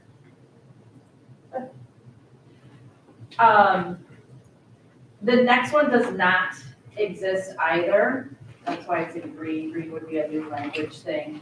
Student use and possession of weapons. So you have in 832, just like the one about smoking, a general, like, you can't have weapons here, you can't use those, but it doesn't say it in the student section. And then this is the only vandalism, weapons, other threats against people's property, this is the only handbook language that we have for students and families in here. So again, this was all new. I think one of the things that we get faced with too, when kind of that students have to be responsible for some pieces, so I really keyed in, kids make mistakes. They went hunting that weekend. We were having a run at hunting season of kids accidentally bringing their hunting knives in their backpack. They didn't remember they had it, turning it in, you know, it's got some language around that, like, oh my gosh, I self-reported, I came, I realized I had it, and I turned it in. Because we get that a fair amount with our kids. Or I can remember, like, I have to use a box cutter at work as part of my job that I'm paid for. I have it with me in my car, or I had it in my backpack, you know? And that goes with Emily's threat assessment piece, but we do not have specific policy language around students. So just a discussion, helpful? Yes. So I'm looking at the first kind of meaty paragraph about the exception of the policy. Is the possession and use of a facsimile firearm weapon in a school-approved activity as authorized by the principal. So we're talking about if we're doing a World War II Correct. reenactment or something like that. Correct. They can bring. Has to be authorized by you. It usually stays in your possession. I think about like, here using. A plane? Yeah, using swords. Mm-hmm.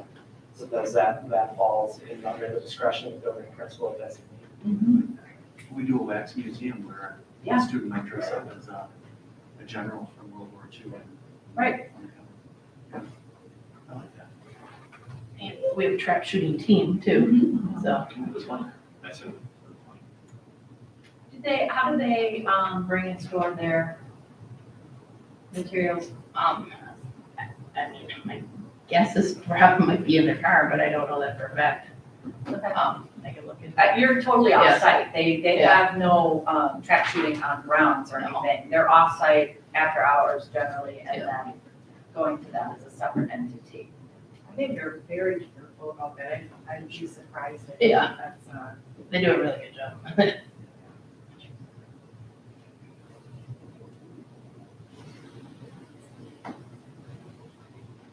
But again, does it give you kind of clarity for kids?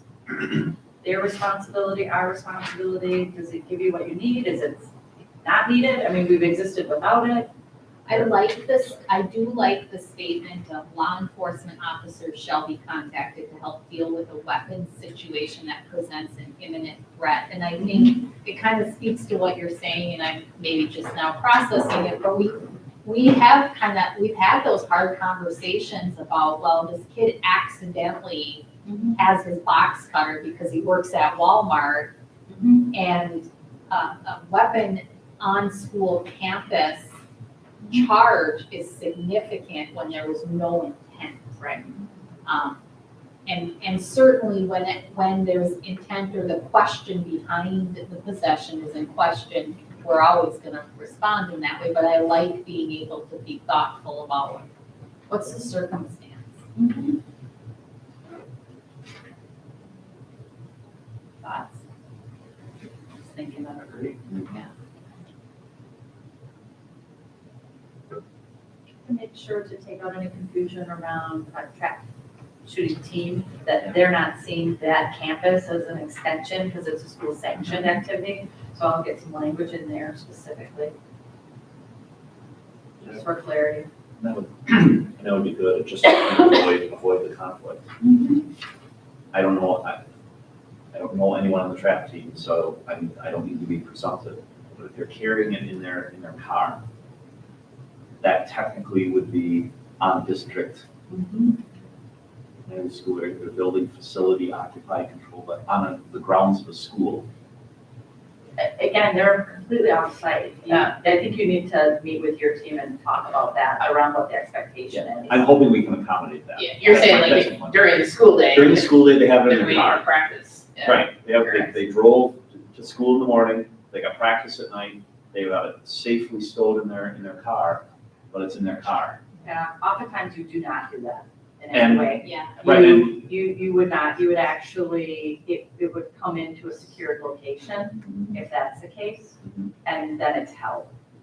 And then it's deployed on It there. might be held at the Sportsman Gun Club. I would say, I don't think they're doing, I think they're doing that. Yeah, I have zero problem, I mean, that sounds very legitimate, it's one of those things where you don't wanna have, oh, there's a technical trip here, even though Yeah. nobody intended for it. We'll to be include some that's all. language around clubs, co-curriculars, and get that language around that, just so that they know. Lance? I really like the language in the second to last paragraph about the reporting. I'm wondering if we have language like that in other policies, when you talk about alcohol, when you talk about tobacco, that if they have knowledge that they're.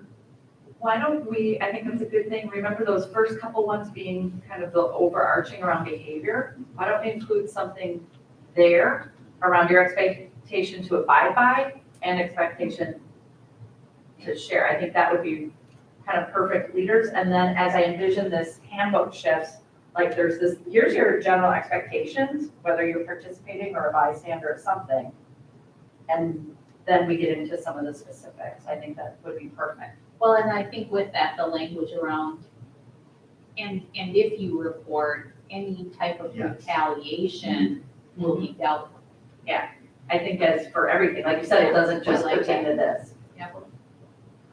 So kind of the reporting and retaliation going into the umbrella ones.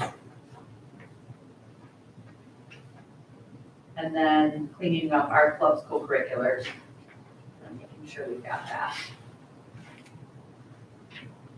Any other pieces from the team? Great, good start.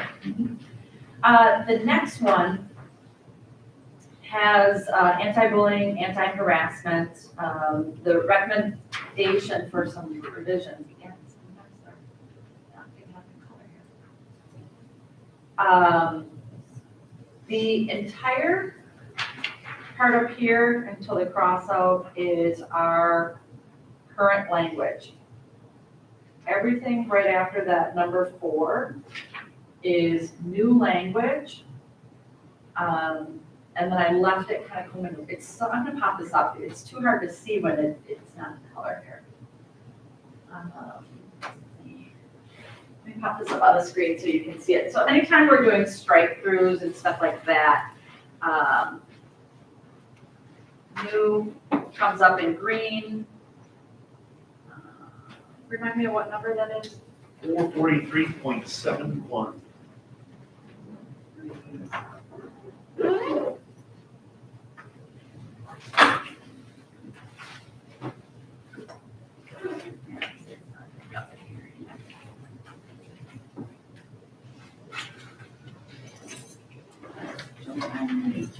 So it's got commingling. You see an expansion in language. Like there's a section that we had under what's prohibited, and we had it as just a 1. It was only bullying. We didn't address the harassment. As administrators, one of the things we're teasing out constantly is someone's reporting bullying and it's not meeting that definition. So including definitions, including the nuance of harassment, because they might think automatically this is bullying. So compacting them together and just going from there. So take a look with that lens while I pop that up so we can see the color nuances.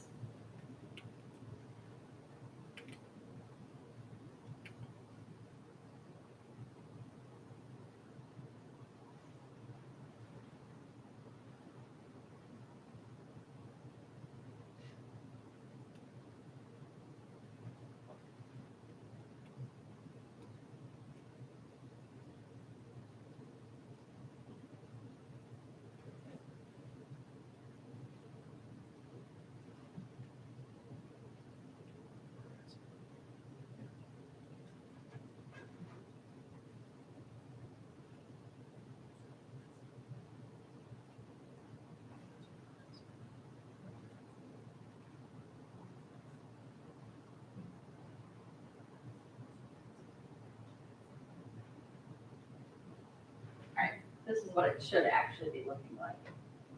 It's giving you the blending of current, which again, strike through in red, using the updated definitions that are aligned with statutes, those pieces. Looking at it, just expanding the preamble a little bit to be more in line with the updated language from WASB. Again, leaning on the formal definitions.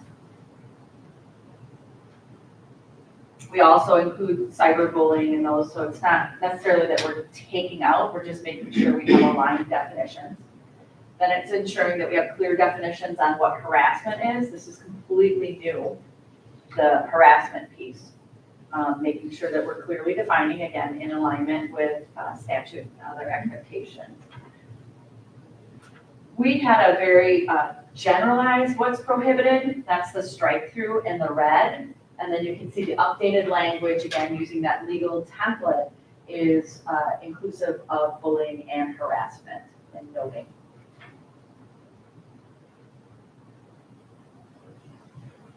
So I'll just wait and just ask for any feedback on those pieces thus far. I like the clarity around the definitions. Under harassment, I'm actually, as I'm reading this, I'm actually thinking about an addition to our kind of our disciplinary rubric, because we defined harassment as repeated, but I actually really like it saying a course of conduct, so repeated, or a single severe incident, because I think we've had some times where it isn't repeated, but that was one really big unacceptable behavior. What are your thoughts about that? Yeah, it's just blatant. Right, where, It has a very large impact. yeah, There's a lot of intent. yeah. Well, interesting that you bring that up, because I was looking, this is where I'm looking to the experts, but I was using this policy, the term bullying, so it's in the first part of that green section. Includes severe, systematic, or repeated conduct, kind of has the same flavor. But this is where I need the experts. For bullying, does it need to be severe? Does it need to be systematic? Does it need to be repeated? Because if it doesn't fall into any one of those three, it ain't bullying according to this. And that Right, just well- doesn't seem quite right, but Well, and But I may that's be where we wrong. run into that, it does have to be repeated, it does have to It be, does. that's where we say, that's harassment, that's this, that's that, it's still not acceptable behavior, right, but okay, what meets the test and the interesting. statutory definitions, Okay, that's what. It doesn't mean it isn't responded to from a disciplinary standpoint though. So Sure. bullying, we're really looking at, yeah, severe, systematic, repeated. So Okay. reoccurring, but if you're treating somebody, if you've treated somebody unkindly or said something that was really unacceptable, that might be a major disrespectful behavior. Disrespect isn't just in the context of student to adult, and sometimes we think about it that way. It's also student to student behavior. So the concept, it isn't circumventing discipline, it's coding it in the right bucket. Understood, that makes sense. and it's the back end, and that's where we run into, that's why I said I like having it together for a parent, because that's where their mind goes immediately, and we're looking to test a definition, because I have to federally code it a certain way and pony that data up as part of a compliance report, Understood. a federal compliance report. So we're meeting the test of, it means this. You can still have harassing behavior, threatening behavior, you can still have those other things. You can have consequences all the way up to expulsion, whether it was repeated or not, whether it was a one-off incident. This isn't limiting us, it's just more aligned with how we have to code it federally for the Office of Civil Rights Compliance report And assuming these are the definitions that are largely in compliance with, with the law, yeah. that's helpful. And anti-bullying is a required policy for that, and it's always good to have, like I said, how we use it and how families look for it. It's nice to have the harassment piece together.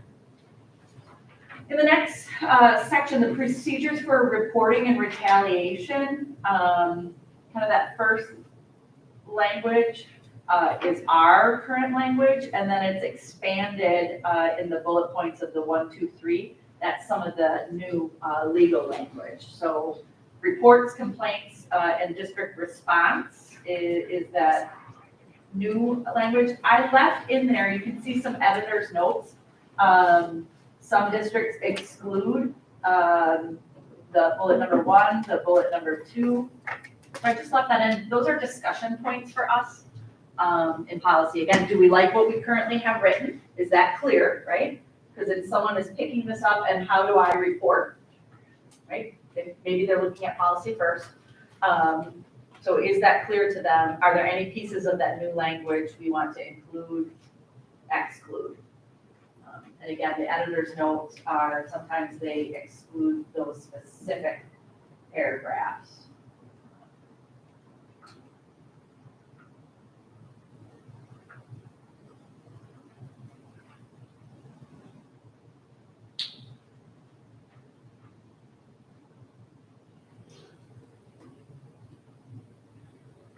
I have no problem having them in there. No, neither. Take into totality the circumstance, Mhm. that's what I just read. Correct. Yeah, I mean, I didn't think anything was concerning No. in there around that.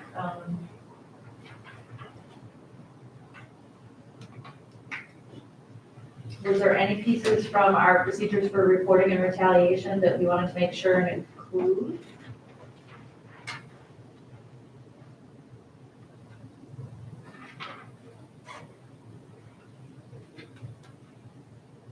I think I'm more in the place of like handbook where we might be more specific. We've had some conversations about being very specific about how to report, what reporting can look like, different methods for reporting. Sure. There's also reporting from students, and they'll say they don't want you to do anything about it. Is there fear of retaliation? Gotcha. So how to, How to as an navigate that? administrator, how to respond to that? While still following this, because Yeah. this involves us. making I sure just want that you to know. There's a piece around confidentiality in this. Because like you said, they're coming to you and it's like, yep, but it's telling you, like, we can't assure that there's no confidentiality. I can protect you from these other things happening or deal with them should they arise. But at some point when we hear, I can't unknow something as an administrator. There's times where students will tell me, don't do anything about this. So I have, time to time, made them sign something where I said, hey, sign this. Yeah. Because I don't want it to come back to me that I didn't do anything about it. Right. I've done that all the time in practice, but when I thought it was Sure. needed, I don't know if that's Yeah. just practice we should do, or So some kind of procedural pieces to go after, I think that's, if they say, I we think- don't want you to do anything about it, but we just want you to know. And I think, yeah, some procedural pieces, but it is, I think when we know, you know. can't unknown. Yeah, we can. But that, you bring up a good question. And I think that happens, I mean, we experience that as administrators, not just with students, but sometimes with staff members. You know, where they're Sure. coming about something. Yeah. And we can't unknow that either. Yeah, that's a toughie, because my guess is if someone's saying, hey, I just want you to know, because it wasn't really severe, I just want you to be aware, maybe be observant, Yeah. as opposed to, The context. hey, I saw that, person X pulled a knife on person Y, just letting you know. It's like, no. Yeah, all I that's cannot know that, I cannot know that. But I've had, So there's that, right, and that's hard to put into words, but that's I've had the same deserving thing. attention. And I think we just need to work through with administrators, kind of that procedural piece that goes with it and how we train, because I've had the very same thing this year. Someone like, this happened. I feel like I was targeted, like, okay, let's talk about this, let's do this. It's like, well, just wait. And it was a very, well, but I might want to, you find yourself coaching, teaching, like how to handle that, all that. And I think the biggest thing that Emily and I try and reinforce is always close the loop. Yeah. Always close the loop, always come back to that kid immediately. You were gonna have this, how did that go? Has it recurred? You told someone no, have they abided by that? Stop it. Like, have they done that? Have they this? How you're engaging with the family and constantly circling back to make sure you've got resolution on the situation.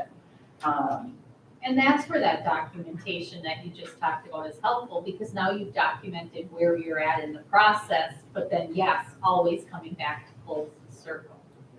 Because you don't want to leave it hanging and then find out it didn't resolve or it got worse. Sure.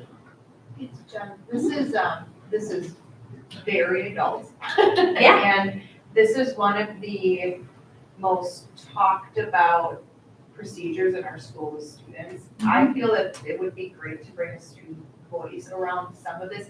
If not, policy, I think it's clear to the adults, it's clear to the people, but I think for a student piece, even if it's handbook driven, to really get some feedback so students can even be more specific and understand what bullying could look and sound like, and when we're classifying and how we can, and again, going back to some of those pieces. One of our pieces that we've talked is the non-discrimination statement and all of that, and I've been working through with some high school kids, and Jen and her team have been bringing up student government as a representative piece, and we went in and said, okay, do we want to chunk these policies, because they're talking about, for us, they approached me on this statement, it doesn't mean anything to kids, they're not making connections to their own behavior. So how do we bring that forward? So that was something we had discussed and said we're going to be seeking that. So I think it'd be really good to unpack the policy language in the current handbook and, like you said, to their point,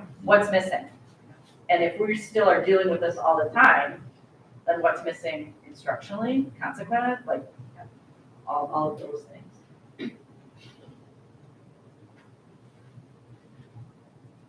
Retaliation prohibited, that was a whole new section. It's in green there, that did not exist before. And then we had a little bit more language on false complaints prohibited. They had it coded as bad faith conduct kind of thing. I like that retaliation part and getting that in there, because again, that's where students are coming to you and, well, I don't want this to get bigger kind of thing. And then you have the policy to back should a child choose to act in a retaliatory manner.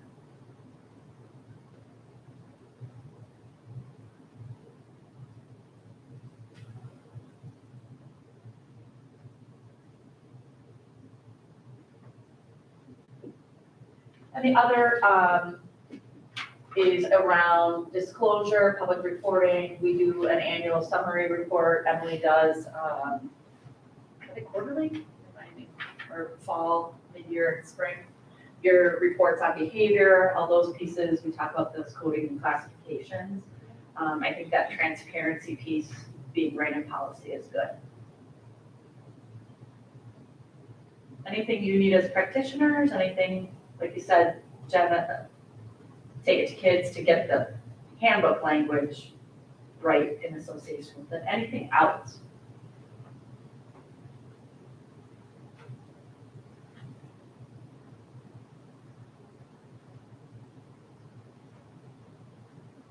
Let that one stew a little bit, and then we'll see. We had a separate piece on cyberbullying in the handbook. I think that can get folded into that electronic communication one that was falling in the lineup in the handbook after that. I don't think it needs to be there as a separate call out. Any other questions on bullying and harassment? So now look at what kid friendly looks like. Great. The other, right behind it, student search activities. I would propose this as new. Currently, we have 446.1 only, which is search and seizure lockers. Search and seizure lockers is one component of. I suggest we remove that policy and we go with 446. This, again, the administrative team that I work with, this is their recommendation, looking at language and getting at the different areas of that. I see the sides kind of cut off there a little bit. But take a look at language, see if that meets your needs as practitioners and as board members. Is this proposed WASB language? Or? Yes, it is.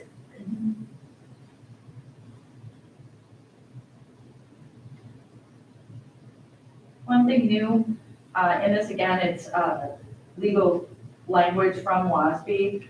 While we don't have canines in West Bend per se, canine units are all around. They may bring one in. I don't know, it's in the jail now. Yeah. Okay, so technically they have one, but not. Germantown, I think is our nearest neighbor with a dedicated. But then it just, again, it's really clear around, oh, here's the scope of our authority, actually. I think, I like the idea of expanding this and, I mean, having the language very clear. I'm thinking about times, conversations we've had around, was this, really establishing this is reasonable suspicion and.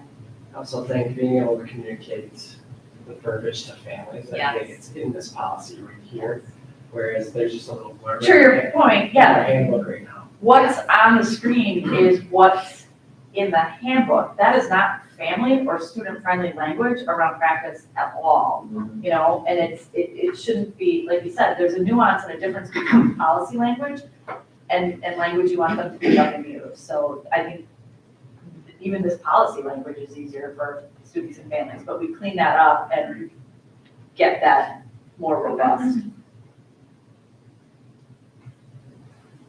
And again, it's keeping us within the confines of the law as well, but it's just having people understand the true scope of our authority. Yeah, this would be a good expansion. Question on that? Yeah, then we would sunset the other because it's included, lockers are included as a component. Okay. Student discipline was a general 447. There was no recommendation for revision. It is representative of the most recent legal language as well. Which one are we on? 447. 447, the one right after. Yeah, the two 446s that. So this really is more just. Oh, I'm sorry, we've got it. Yep, Okay, 447. that's fine. Yep, 447. So this is more, bad words on my part, but generic discipline. Correct. And again, it's just general. We have no recommendations for revision. It's good because we will be tested to make sure we have the non-discrimination statement on this one. And again, it's I can't remember if this one's required or recommended, and I feel like when we updated it, we added that in, so we would meet the tests of having it. Okay. The last one, look at that, not bad. You guys know policy. The last one, 447.3, student suspensions and expulsions. Again, that was recently updated, no change. I'll find the dates on that one, it's not showing.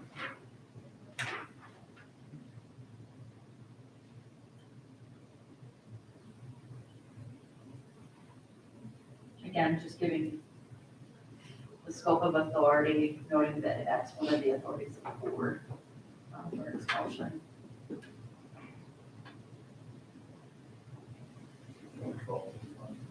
Thank you. How adept you are at policy. 4/12/21, so it's in that was the first batch, and that includes required, recommended, and we've updated. And is there state statute that outlines how expulsions are carried Yes. out? Okay, that's. Yeah, they're very technical. That's what. Yep, very technical, and then I think it also dispels a rumor that students with disabilities, we follow the statutory procedures, like that's not a protection from an expectation to behave. But yeah, it is heavily guided by statute. An individual school board member does not have the authority to suspend Absolutely not. or recommend expulsion of a student, correct? No, And I you don't have know, zero authority on that. I don't know that needs to be spelled out in here, but I assume that that's maybe in state statute. So number 4, you're talking about suspension, point number 4, conduct while not in school, et cetera, et cetera. School authority of any district employee or school board member. Why would we singling out member? This would be, I would mean your 100 series if they talk about that. Oh, I think I see it now. Conduct while not at school, which endangers the health, safety, or property of a school board member. Yes, there it is. You can't be, if you're victimized. It's an excessive use of the Oxford comma. Which is an Which we like. inside joke for us, Yeah, because that we could write policy. That could be punctuated And better. we We may fully want support it. Would we like to, perhaps. would we maybe- like to add our favorite Oxford? Yes, let's collaborate on maybe wording. I read it the same way as you. Why would that be? Yeah. Oh, because I thought it was under the supervision of a school board member. That's not it. I don't believe that's what the intent is. Let's think about that a little bit more, but that's a good Okay. point. Yeah, we'll just clean up that piece for clarity. It's this is a silly question also, but under expulsion, point 2, knowingly conveying any threat, false information, et cetera, being made to destroy any school property by means of explosives. Totally makes sense. But what if I intend to destroy school property by just a regular old fire? Arson is also illegal. These are expulsions, they're in statute, you have very specific statutory reasons. So I would, by fire, that is harm, Sure. harm to self or others, that's a reason for it. So that is so egregious and it's expressing harm. I'm presuming that this number 2 is targeted to bomb threats, Yeah. right? And Yeah. that makes all the sense in the world, so I don't want to change it. Mhm. But just thought it was, oh, well, this was, Yeah, yeah, it's Debbie, on this, still I merely attempted to destroy school property by plain old fire. I know. And it's really. endangering the health It's and the safety catch-all. of The others. threat of, I mean, bullet point 2 or number 2 is knowingly conveying any threat. So it isn't even saying, I did it. Yeah, you could just say like, well, I'm gonna burn this whole place up, well, I'm gonna get you for that too. Okay, that's So, my, no. that's my point. Okay, it just, I'm assuming that that number 2 is just to point out the bomb thing is Yeah, doubly bad. yeah, and so 2 to and speak. 5, I see there's formatting there, that's not coming Okay. through. So I just have a question, and number 1, non-compliance with district policies or school rules. Mhm. Where are our school rules? What are they? You know, is there, like, I know we have codes. It's your code of conduct, so do we need to use It's the the same same thing. language? Yeah, good point. We have all the codes. Yeah. Say that again, Jeremy, I'm sorry. So non-compliance with district policies or school rules. When I suspend a student, I'll often say that sometimes in a reentry meeting. But in my mind, I'm like, wait a minute, is there a list of our school rules? Is it our behavior codes that would be our school rules? You actually find them right in policy. So when you're suspending, you're referring to the policy in which the student's in violation. So you're gonna go back to the general piece, threat, right? You're gonna categorize what that falls into to do that. But to your point, let's use consistent language across those. If we're gonna use code of conduct and have that, then we have to have that there. That has to be nested in an AR only, that's fluid and flexible and reported, because you also have the authority to make up your own school rules within the context of these policies, as long as they're authorized. So we're gonna have to kind of like I said, clean up that language a little bit. Yep. But also you have to maintain authority to come up with a rule. Saying now, like, you're gonna be more restrictive on cell phones in certain classrooms, you have to protect that authority. So you don't wanna codify in policy per se, but you do wanna make it clear which ones. So if a kid acted like a jerk and they were unkind, and that you have a policy that you can go right back to and say, this is a violation of this policy right here. Chris threatened to set my building on fire, this is a violation of this policy right here. So you're cross-referencing with policy, because that's the authority by which you're suspending, expelling, et cetera. But I appreciate the questions coming back to what I talked about earlier, to say, we have to give folks who read this a fighting chance to understand, what Right. are these school rules? Right, that you Is speak it- of, where are they? Where are they, right? They're on Is the it stone conduct? tablet. Is it anything, right? Mhm. So I think that that's a good point, that we should have a tighter Mhm. vocabulary around what that means. And that really should be also, I mean, we could do it in an AR, it really should be represented really clearly in our student handbook as well. Our codes align with those infractions, but they don't necessarily tell you what the rule is. Well, and to your point, I just wanna highlight, in the back end of the student and family handbook, you have all of this text, we don't have to go through it, but these are the policies, these are all the ones that say we have to report it annually. They're all in here under policies, right? Anti-bullying, and it's got a snippet, you click on it, what are the required notices that you have, all of those things. There's pages and pages in the back. You can't count on anyone going to the back and reading and untangling that. You know, as you said, just get out front with some of the tools that people have developed that really clearly say, these are the expectations in our classrooms, in our hallways, this is what our rules look like. And they do all look different at exist, each but grade. we can pull that together and make it much more simplistic for families. Perfect. Any questions other than that on that last one? Excellent. All right, so we then take kind of everything we talked about, we revise that language, we take another look at it. I'll send it to the team to, again, any interim feedback that you have, just send my way. And then we come back for probably another conversation since we have policy. Yep, and then we'll go through that again. And then we start forwarding. They have to go before the full board for 2 to 3 readings, depending on discussions on that. And then we can start to get to work now. I think we have a general idea around the student handbook stuff and how we need to flesh that out. And then that's a piece that we would probably have come with. And in addition to our policy work, here's how we envision the handbook.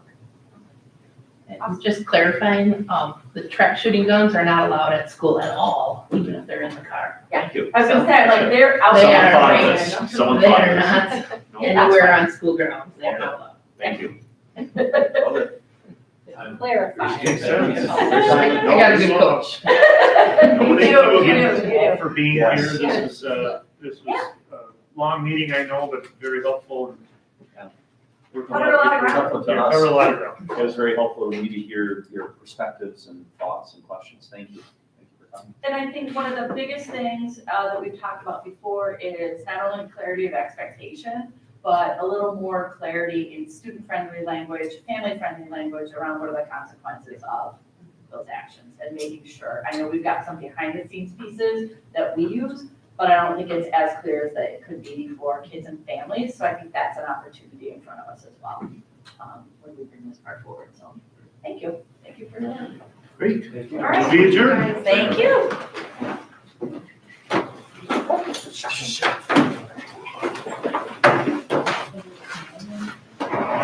Told us it's icy, right from icy conditions.